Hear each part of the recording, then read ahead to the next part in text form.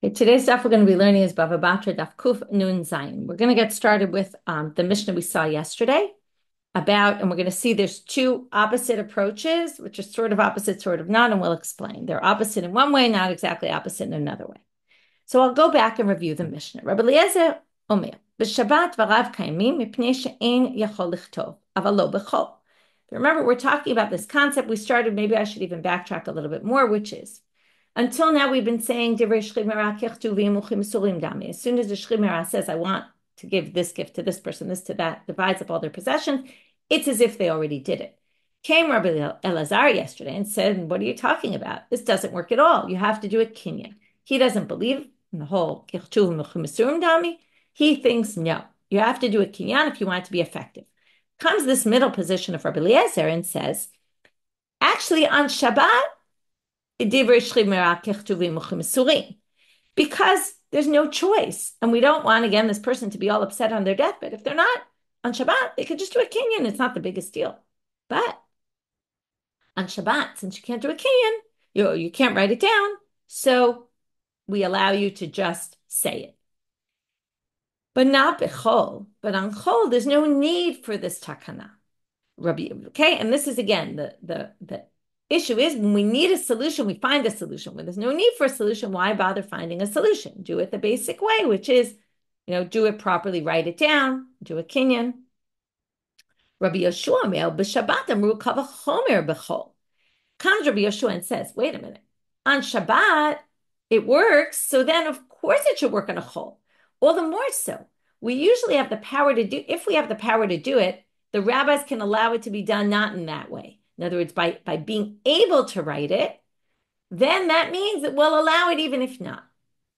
Well, if you're going to say that when you can't ever write, we're going to allow a kinyan, we're going to allow, just to say it in words alone, all the more so it should work in a place where you have an option to write it. And we'll just say, okay, well, if you have an option, we'll let you do it anyway. That's easier to say, we'll let you do it some other way. And that's the whole thing we talked about yesterday about the mixing in the mixing bowl. But if it can be mixed, then it doesn't actually have to be mixed. But if it can't be mixed at all, then you can't do it. So it would be much harder to say to be able to do it on Shabbat. And the same with the issue of zachin lekatan ve'en zachin legadol. And Rabbi Yeshua says, no, lekatan amru kavachomer legadol. Right? That's very easy to understand. If we're katan, there's no other way they could do a kicking because they're not bardat. So of course we should come up with some solution, comes Rabbi Eliezer, to help a minor to acquire something by having someone else do it for him. But for gadol, we don't need we don't need to have zachin. And comes Rabbi Yeshua and says, what do you mean? It's very hard to get something acquired by a katan because a katan can't acquire things. So if we allow it for katan, of course we're going to allow it for gadol. Where you can do something yourself, of course, we can let someone else do it for you. And again, like I said yesterday, if you want to really delve into the issue of zachin, there's Gefet went up yesterday about that whole topic, so worthwhile listening to, because that's a topic that comes up in so many sugyot and shas to understand how zachin works. Is it mitam shlichut? And then you say, well, a katan can't be a shaliach, and that's why a katan, you can't do shlichut for. If a katan can't appoint a shaliach, then how can you have shlichut here? If it's not mitam shlichut, maybe there's a different way to understand it. Anyway, that's really the in-depth discussion. So the Gemara starts off with matniti mani. Who's the Mishnah according to? They say it must be Rabbi Yehuda. He did Tanya, as we see in a bright. I'm still at the bottom of Kufnun Vavam Bet.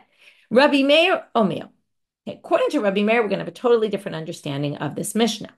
Rabbi Eliezer Omer bechol dvarav kayamim mipnei sheyachol lichtov aval lo b'Shabbat. This is a total flip of the opinion and flip of the answer, of the reasoning. Rabbi Eliezer says it's not good in both. Okay, that's similar. He only holds in one case it's going to work, but it's not that you can do it on Shabbat. The opposite. On chol it works, and that's for the logic that we attributed to Rabbi Yoshua, because on Shabbat, since you can't write, so we don't allow your words to be effective. Your words can only be effective if at that moment you could have written, will allow you not to write. But if you can't write at all, then we're not going to allow any sort of divrei shchimera to be effective. Rabbi Yoshua Omer, b'chol amruva kavachomer l'Shabbat. Now, Rabbi Yoshua is similar to what Rabbi Yoshua said in the other place, which is it works on chol, it works on Shabbat, but for the exact opposite reason. His kavachomer is flipped. he says if it works in Chol, then all the more so it should work on Shabbat, logic being the logic we attributed to Rabbi Eliezer. So while he says the same thing he said in the Mishnah, in terms of practically, halachically, he thinks Divrei Shechimera are effective on a weekday and on Shabbat. But what he's saying is the exact opposite the reasoning, which is, if on Chol it works, then all the more so it should work on Shabbat, because Shabbat is where we really need the solution. Shabbat is where we're stuck, and we have no other way for the Shechimera to pass on their last final words. Of course we're going to allow it. So if we allow it on a weekday, when there's other options and they can write it down, all the more so we're going to allow it on Shabbat. And Hayotzebo, and this bright is also going to go into Zachin. Same thing. Yeah, Zachin the Gadol and Zachin the Katan to Rabbi Eliezer. Rabbi Eliezer says, right, because of this Kol Labila Ein Bila Ma'akevet, basically saying you can be Zochet to a Gadol because a Gadol can do it themselves, and therefore you can acquire it for them, but not for a Katan because they're not in the realm of being able to acquire things, so you can't acquire anything for them. And Rabbi Yeshua, Rabbi Gadol, Katan. If we say it by a Gadol, all the more so we're going to say it by a Katan. Because a Gadol, you don't even need to institute the ability to do this. They can do it themselves. But a Katan can't. So if we're going to allow it by Gadol, of course we're going to allow it by a Katan. And so that's why I said the logic is flipped, even though, and Rabbi Eliezer opinion is flipped, but Rabbi Yeshua in the end says it works in both, but for opposite reasons, according to Rabbi Yehuda and according to Rabbi Meir. Now we're going to get to Rabbi Yehuda, which we're not going to explain because he's basically going to be exactly our Mishnah, which I already explained. Rabbi Yehuda Omer, Rabbi Eliezer Omer, B'Shabbat v'Rav Kayimim mipnei she'eno echol lichtov. We'll allow it on Shabbat because he can't write. Aval lo b'chol, but we're not going to allow it on a regular day. And Rabbi Yeshua Omer, B'Shabbat amru kal v'chomer b'chol. If they allow it on Shabbat, all the more so we're going to permit it on Chol for the kol labila reason. And kayotze bo zachin lekatan be'en zachin lekadol. Rabbi Eliezer thinks Chiyah is only instituted for a katan because that's where we need a resolution to the problem. Rabbi Yeshua Omer lekatan amru kal v'chomer legadol. Right, and Rabbi Yeshua again says no. If it works for a katan, all the more so it should work for a gadol when it's easier to kind of institute something in that situation because the gadol can do it himself or herself. And with that, we finish the Mishnah. Now we're going to move on to a series of Mishnayot that all talk about a similar situation, but you'll see in each case the ramifications are very different. Nafal habayit alav alaviv. We have a house that falls. This doesn't necessarily mean to be a house that falls. It could be any kind of situation. Right nowadays, chas v'shalom, a car accident, a plane crash. It could be two people in two different places, and we just heard they died on the same day. We just don't know who died first. So it could be any sort of situation where two people die, and we just have no idea who died first. They could have gone abroad, and then it turns out they both died, and we have no idea they died, and we don't know when they died. So we have a situation where we have two people. In this case, it's going to be a person and their father. Each time it's going to be two different people who the ramifications are very, in each case, there's going to be different monetary claims if one died before the other or the reverse. So we have a house that falls on a son and a father, or alava al moishav, or on the son and those who inherit from him, or those who pass on inheritance to him, like his brothers. We'll deal with the case of him and his father, but it's all the same. Now, they forget to tell you one detail, which is a really important detail. The son had no money. So when the son died, he had no money in his account. Okay, nothing. Vaitalav tubati shal bal chov. Now he had two obligations. He owed money, or it's actually one of two obligations. It's two possibilities. This is a good case where the Mishnah uses vav, which usually means and, really means or. Okay, so either he left a wife, and therefore he owes the ketuba money upon his death, or he had a Baal Chov, he took out a loan before and owed money. Now, he has no money. If he's bankrupt, then there's no one to collect from. So Yorshei Ha'av omrim, haben meit rishon, v'achar kach meit ha'av. So the Yorshei Ha'av say, listen, our father, all of his possessions are ours because the son died, he had no money, and then the father died, and therefore all the father's property goes to us. Yorshei Habal Chov, Ubalei Chov omrim, either the woman or the creditor said, what do you mean? Ha'av meit rishon. The father died first. If the father dies first, what happens? The son in those, let's say it was a minute of difference. In that minute, the son inherited the father's possessions, right? A portion of them. And from that portion of the possessions, can the Balchov or the woman can come and say, hey, pay us the money.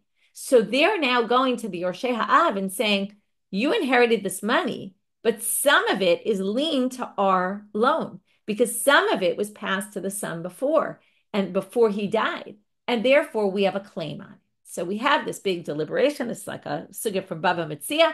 They claim this, they claim that. What do we do? Beit Shammai says split it 50-50. Now, it's not just because it's mamona mutal safek and what do we do with it? But the Rashbam explains it's based on two things. And maybe we'll move to Beit Hillel and then I'll go back and I'll explain. Beit Hillel Beit Hillel says the property stays where it is. What does that mean? Well, who's got a chazaka on the land? The Yorshim of the father. So what the Rashbam explains, and many of the commentaries view it like this, is that we have this principle, and it's not exactly sumchus, that's why I'm saying it's not. We have this principle. First, we'll explain Beit Hillel, and then we'll explain why Beit Shammai differs. Beit Hillel has this, or everyone agrees about this principle. It's called ein safek motzi midei vadai.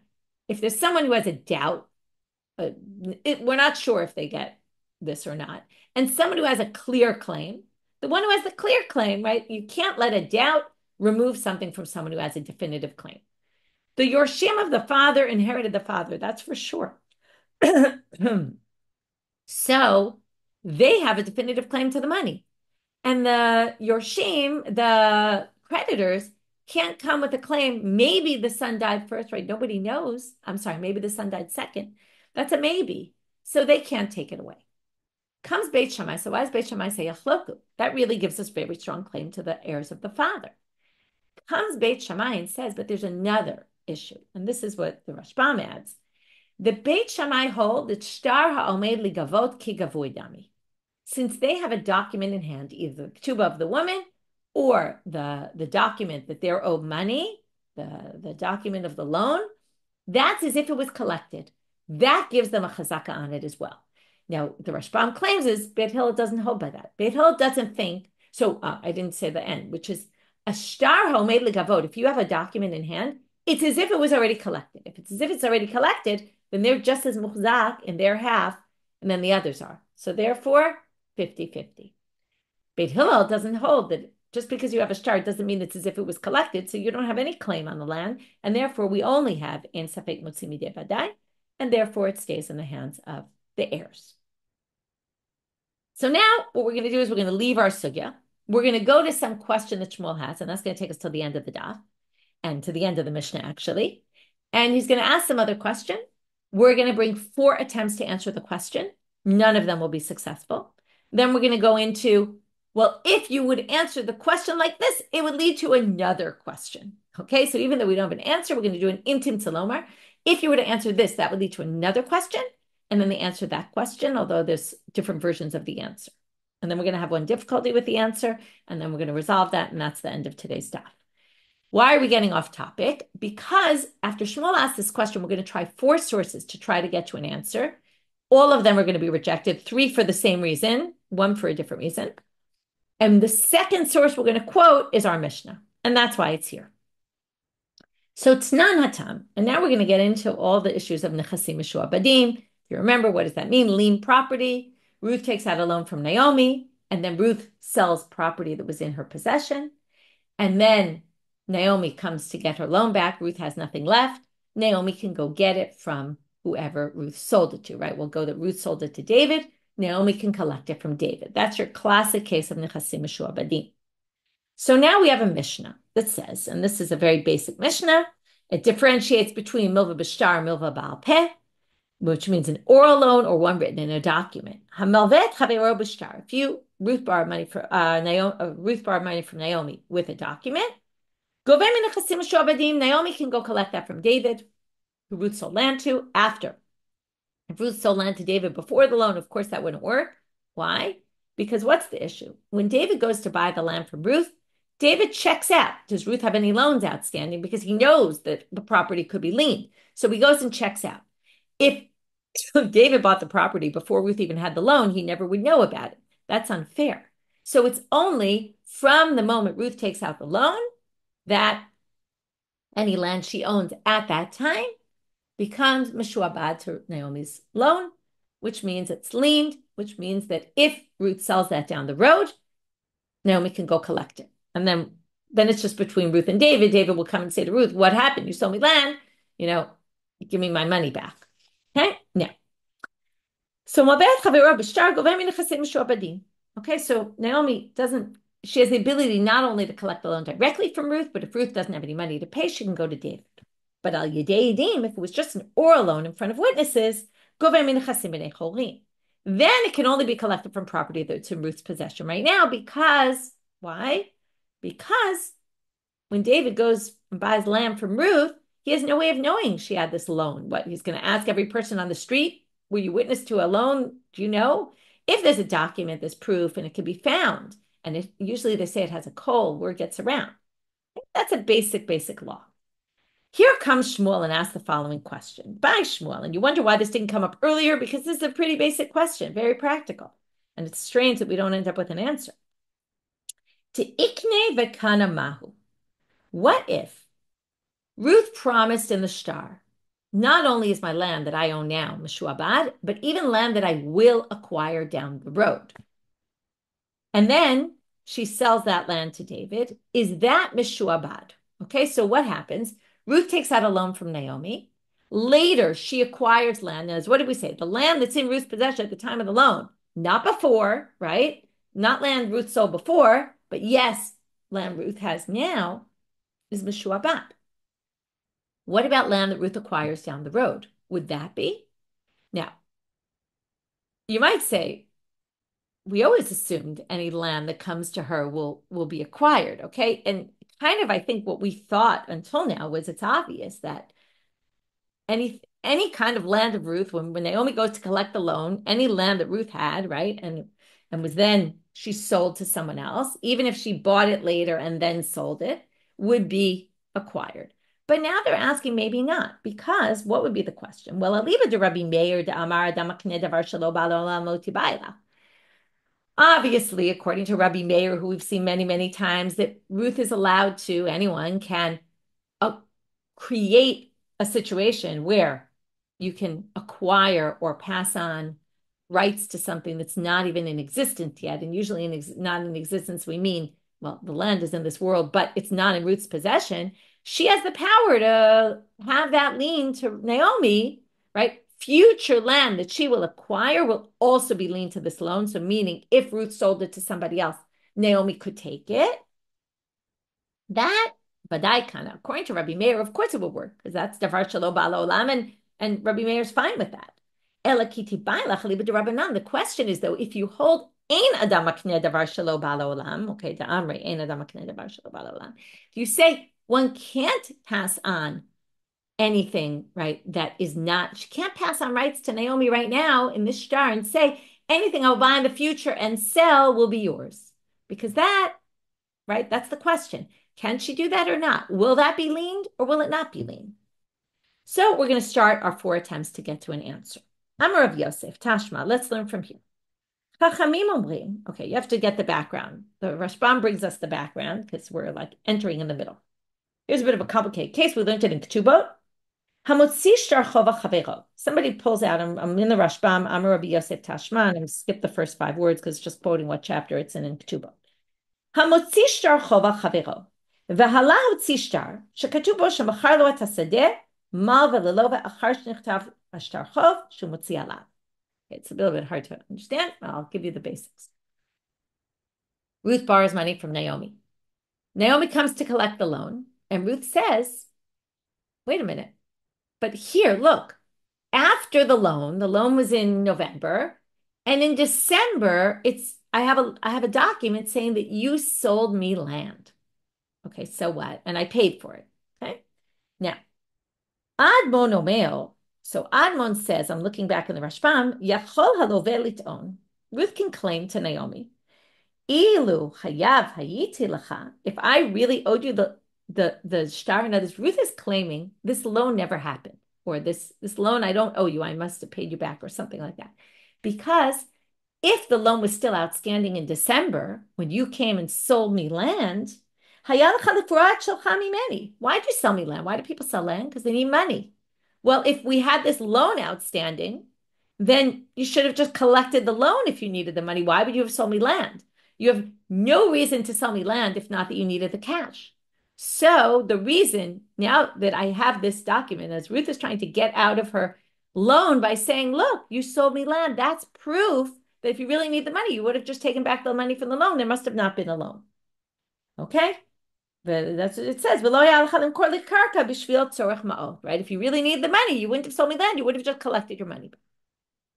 But Chachamim omrim, and that's what our Gemara starts with. The people who disagree with Admon and say that's crazy what you're saying.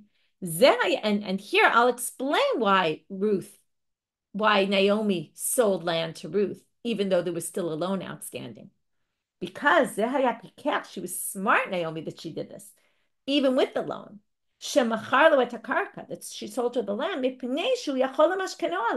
because later she can come and say, Ruth, you have land, great, I'm going to collect my loan from your land. So Ruth can't use that, according to the rabbis, as a claim, because Naomi could have wanted Ruth to have land so that later when she goes to collect the loan, Ruth has land and she can collect it from the land, even if Ruth sold it to somebody, right? Even if right. So the truth is she wanted to have it so that she could have, right, to the Ruth. What's the issue here? Ruth could spend money, right? If she has money in hand, she could spend it in the meantime. So Naomi would rather Ruth turn it into land so it doesn't disappear. And later when Naomi comes back to collect the loan, there'll be land there. So what does this prove? What do you see here? This is a case where land came to Ruth later, after the loan, obviously, because one was in November, one was in, right? The loan was in November. The sale between her and Naomi was in December. And you see that it becomes mishuabad. It's lean to Naomi, because that's what we're claiming. The whole reason the Chachamim say that Ruth can't say this loan is fake is because there's logic for why Naomi would have wanted to get Ruth some land. And that was so that she could collect it. So what do you see here? Obviously, future land can be leaned. But Rava says, no, this is not a proof. Amarle Rava, and this is the only time we're going to have some other reason as opposed to the other three, which are all going to have the same rejection. Mine ka'amat, mine afilu miklim al katpe. The case here, what Chachamim are saying is, Naomi wants to make sure Ruth has land in hand because she wants to be able to collect from something. Yeah. If Ruth still has the land, Ruth still has anything Ruth has, Naomi can claim. She can take it from the cloak off her back. She can take the shirt off her back to collect her loan. She can take anything of Ruth. It doesn't matter when Ruth bought it. Ruth could have bought it the day before she collected the loan. That, of course, that wasn't Shmuel's question. Shmuel's question was, what if Ruth, again, loan happened in November. She buys land in December, sells it in January, and now the person comes to claim it. Can they take the land that Ruth sold to somebody else? Obviously, from Ruth, she could take anything Ruth has. But the question is, what if Ruth sold it to someone else? And that's not what Chachamim were talking about. So this doesn't answer our question at all. Kikame Bailan, his question was, de ikne kana umachal, de ikne kana v'horish. The issue is, if Ruth later purchases land and then sells it, or later purchases land and then gives it to her heirs. That's what we're talking about. And that's not what that Gemara that Mishnah was talking about. So we can't prove anything. Second attempt, and now we're going to get to our Gemara, our Mishnah. Amar Rav Chana, Tashma. Let's learn from here. Nafal habayit alav alaviv, alav al morishav. והייתה עליו כתובת אישה או בעל חוב. יושבי האב אומרים הבן מת ראשון ואחר כך מת האב. בעלי חובות אומרים האב מת ראשון וכולי.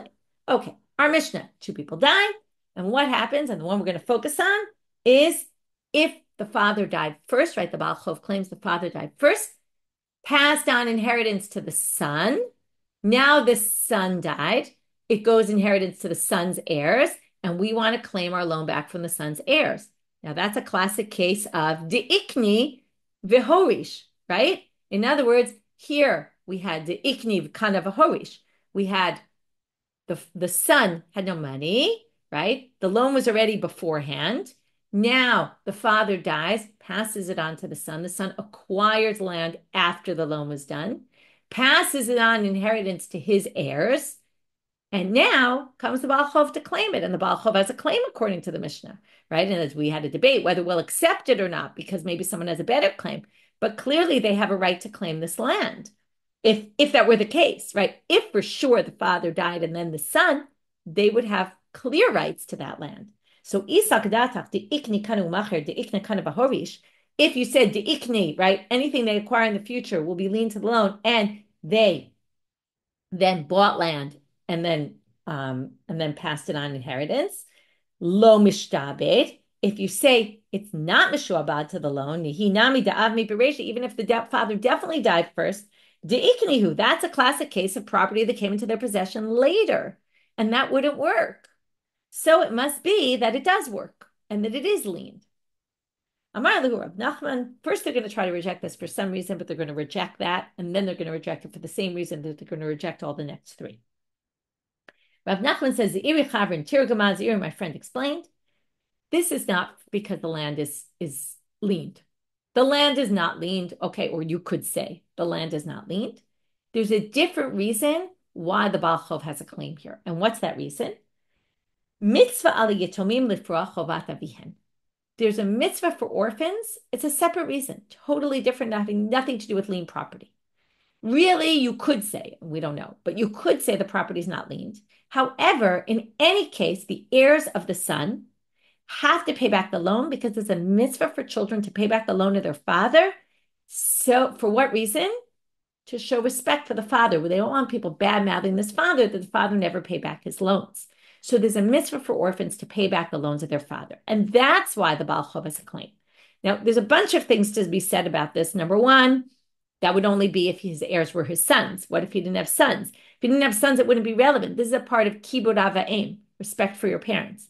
It also shows something fascinating. If you understand this as part of kibud ava'im, you see that this is court enforceable, right? The court wouldn't come to your house and force you, but to say to respect your father, okay, or your mother, right? There's no such thing. But this mitzvah, which comes from kibud ava'im, is enforceable in court because we're saying that the Baal Chov can have a claim. I'm getting this because you as heirs, as his children, have to pay back his loan for kibud ava'im purposes, which is a bit radical to say. Anyway, the Gemara is going to reject this anyway. Matkefla Rav Ashi. Okay, now you have to add the words, or at least it's an easier way to explain it, that the Rashbam adds. The Rashbam adds the words im kain. If so, now if you say that there's really no lien here, and that there's no real obligation except for this mitzvah, for the orphans to pay their father's debts, well then it gives it status of a milva al peh. It's an oral loan, milva al pehu. And okay, so what if we turn it into an oral loan? What they're basically saying is, you're saying that the ikne doesn't work, right? And therefore this land is not liened, and therefore it's really just like an oral loan at this point, because there's no property of the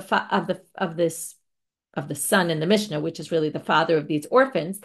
There's no legal obligation because the father had no money. There was originally a loan that was written down in a document, but there was no money in their possession. Now that they inherited the father's money in those 2 minutes in between, so now they already become obligated because mitzvah, right now the heirs actually have money. Right here, we're talking in a definitive case where we knew the father died first, then the son, and then the son dies. They would have to pay back just because of this mitzvah. That gives it a status of an oral loan. Okay, so what? Well, we're trying to find the answer to Shmuel's question. And Shmuel himself says, the Rav Ushmuel, both Rav and Shmuel agree about this. Damri Travayu, they both say, Milva al peh ino gove lomana yorshim velomana lekuchot. An oral loan is not collected from heirs and not from those who, purchasers. That's we know. That's mishuabat. But what's the key here? You don't even collect a milva al peh from heirs. So therefore, there would be no way anyway for them to collect from the heirs. So that's not possible. This is a bad answer. To say, to put it down to, it's only a mitzvah l'shmuel to pay off your father's loans, that removes the whole, then there's no shibud on the property because they can't get it from the orphans anyway, because it only has a status of a milva al peh. So that wouldn't work. Ella, turning out I'm a bet. So now we're going to say, fine. You would have to say it's not because of mitzvah, l'shmuel. Otherwise, this wouldn't work. There would be no shibud at all. They wouldn't be able to get it from that land. But, right, or they wouldn't be able to get it from the heirs, right? They wouldn't be able to collect it all. And obviously they would have a claim to collect if it was definitive. So we're back to square one, which is to say, okay, this must prove the fact that this land now becomes liened to the creditor, right, to the woman for her ketuba or the creditor for the loan, clearly shows that it's land that came to the child later. The ikni kind of a horish would work, or kind of the machar would work. To which the Gemara rejects for a different reason. And like I told you, this is going to be the reason we're going to reject the next two sources as well. The question we asked about Shmuel was only if you say, if you hold by the rabbis. The fact that this source enables someone to buy land later that will be lien to the earlier loan, perhaps that only works according to Rabbi Meir, who says that someone can be makneh davar shelo ba'olam. So when you took out that loan, your land that you owned then and any future land, when Ruth took out her loan, any future land was lien to it, that would only work according to Rabbi Meir. So this source that indicates that future money that she acquired, future property that she acquired would be lien to somebody, right? In this case, to the creditor or for the ketuba isha, it would have to be a man, not a woman. But anyway, that would only go accord with Rabbi Meir. And then we have a no answer according to the rabbis. And like I said, we're going to do the same thing for the next two sources. Amar Rav Yaakov min Harpakod, Mishmei de Ravina. Comes Rav Yaakov min Harpakod, says in the name of Ravina, Tashma, let's learn from here. Shtarei chov hamukdamim psulim. If you took out a loan in November and you wrote that it was taken out in October, that for sure is disqualified. Why? Because remember what we said. If Ruth sold land to David in October, right, that's not liened to the loan because the loan was only in November and David had no way of knowing there was a loan. Well, if Ruth takes out a loan in November and predates it to October 1st, then any land she sold in October, Naomi can go collect from based on the document. And that will be false because it wasn't liened at the time and David would have no way of knowing it and it's unfair. So that's a disqualified document. However, Meucharin, a later date, is fine because who cares if it's later? Because, right, it just means Naomi will have a little bit of less opportunity to collect land because any land, let's say it was done in November and the date is December. So any land Ruth sold November to December, Naomi won't be able to collect. But if, Naomi put the late date, okay, she put it. What's the difference? It's like post-dating a check. Or it's actually, no, with the check, it's really like predating it because there it's valid anyway, right? It doesn't make a difference what date. If you post date it, it's going to have ramifications. Anyway, maybe that's not a good example. Anyway, what does this have to do with anything? Now,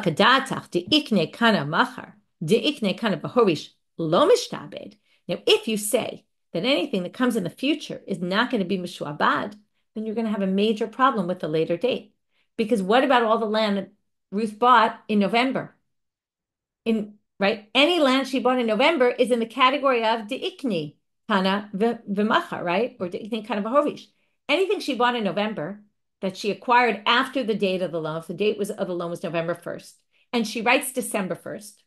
So when Naomi goes to collect, she can collect from any land that was in Ruth's possession December 1st, and then she later sold to people. But it's not true. Because if we say it's not mishuabad, anything from November 1st to December 1st, right, or anything past November 1st, would not be liened, then we're going to have a big problem. Naomi's going to collect money from the wrong people.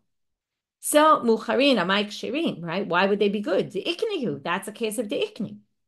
So they answer, again, Hamani Rabbi Meir. That source would have to go according to Rabbi Meir, where that's a possible way to answer. Next source. Amar Rav Misharshi Mishmei de Rava, Tashma. L'shevach karkaot ketzad. Okay, we've seen this a bunch of times. Bit of a complicated case. Ruth sold David a field that was lien to her loan from Naomi. She sold to David a field, and David invested in it. Comes Naomi, collects the loan from David. Now comes David back to Ruth and says she took the land. And not only did she take the land, but I invested in the land. So I want my money back and the sheva. So the value of the land he can take from any property of Ruth's that she sold to other people already. In other words, let's say Ruth sold to Yael land. So David, let's say Ruth has nothing left to pay back David for the land that got taken away, right? So David can go to anyone that she sold land to get back the value of the land. But the shevach, he can only get from nechasim b'nei cholim. The extra added amount he can get only from free property, okay, from money that Ruth has in her possession, not from money she sold. Now, what does this prove? If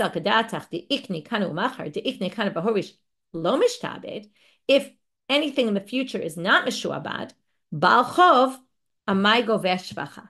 Okay, now, 1 second. Wait, I think I messed something up. This is where I was confused. 1 second.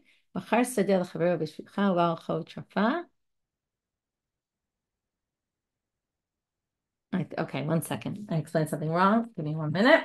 When we're talking about the Baal Chov who comes to collect, not David. 1 second. Sorry.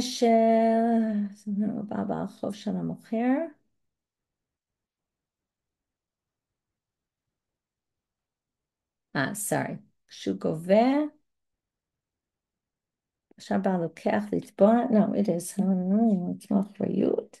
Shugoveh, when, right. No, it is David who collects it. So then Baal Chov.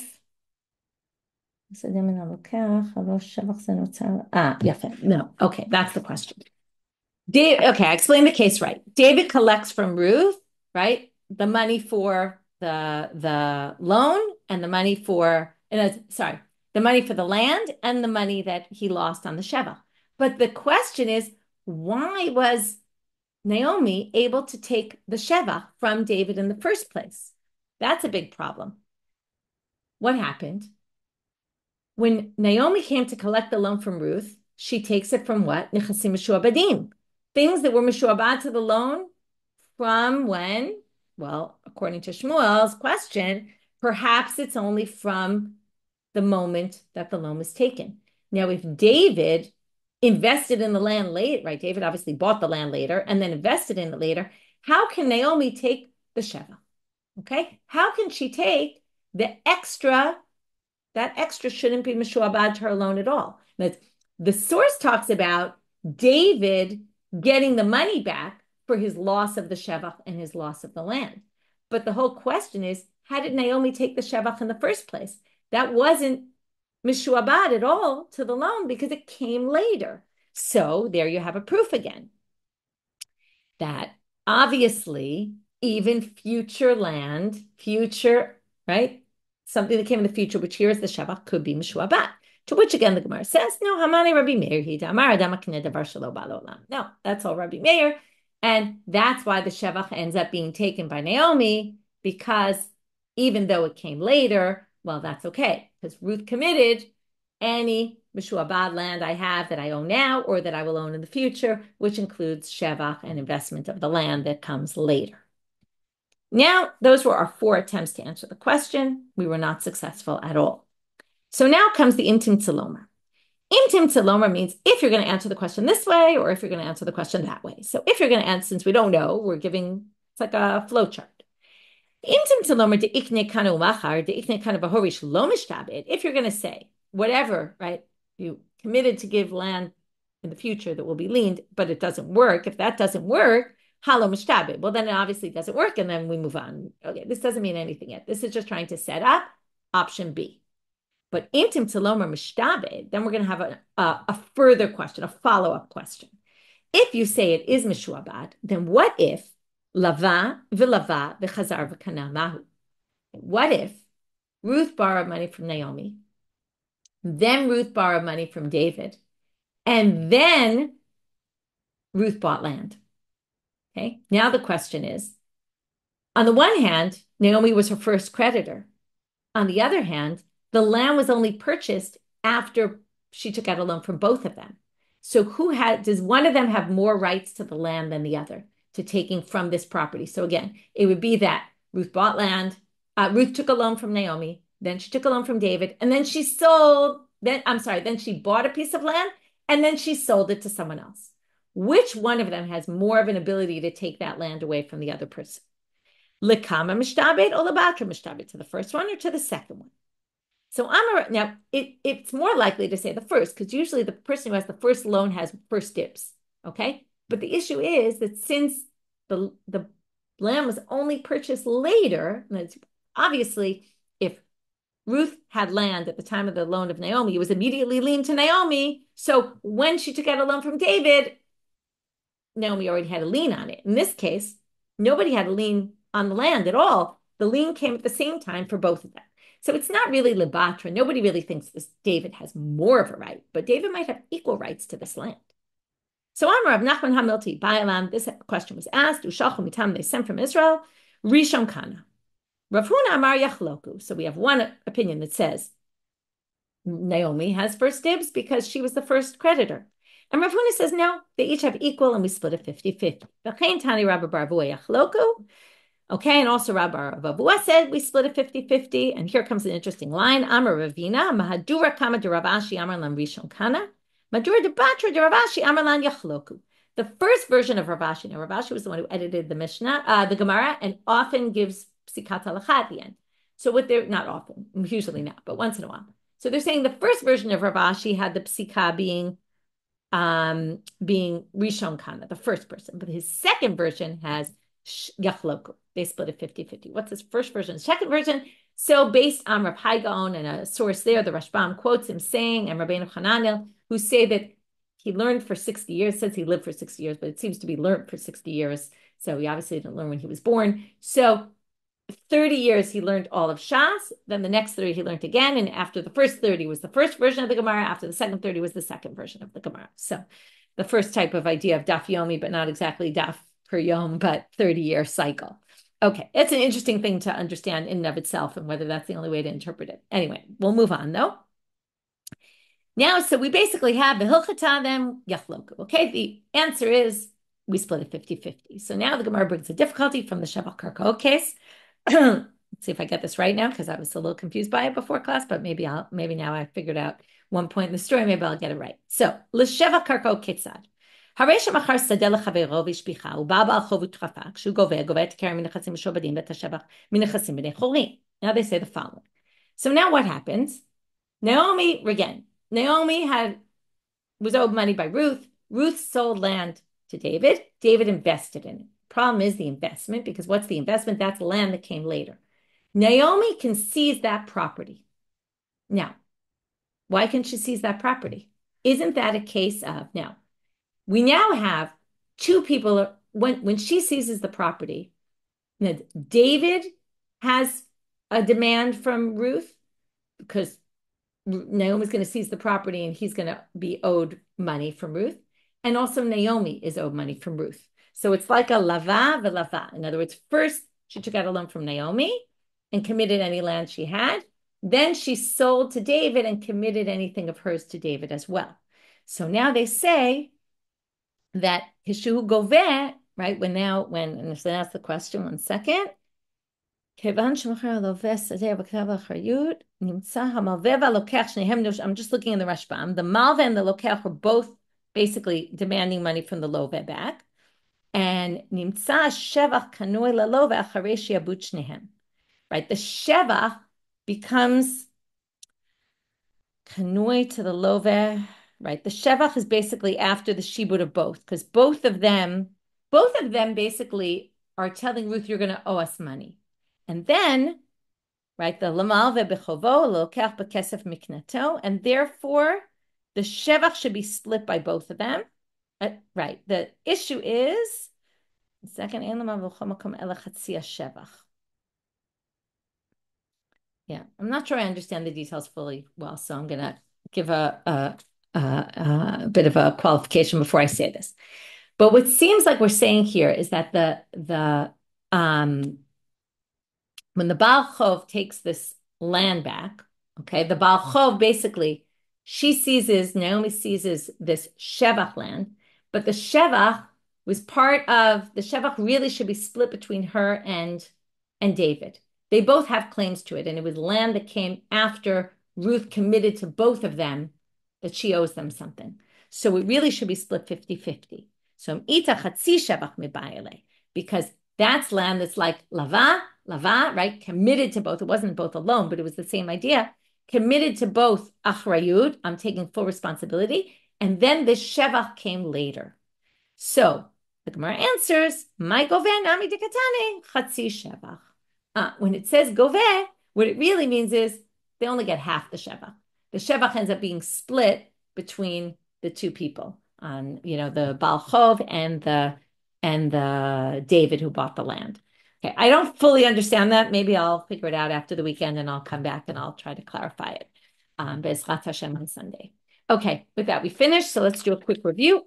We start with Rabbi Eliezer and Rabbi Yeshua, and we have two opposite ways of understanding who holds what, and what really the logic is what totally flips.